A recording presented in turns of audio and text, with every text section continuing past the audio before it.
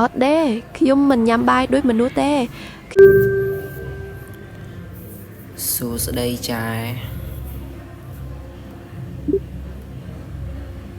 សួស្ដីមានអីថ្មីទេ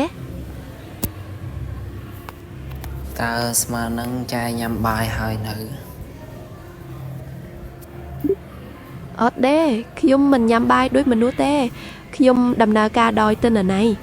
ចោះញាក់វិញញ៉ាំហើយនៅតែខ្ញុំឮគេថាចែចេះញ៉ាំបាយ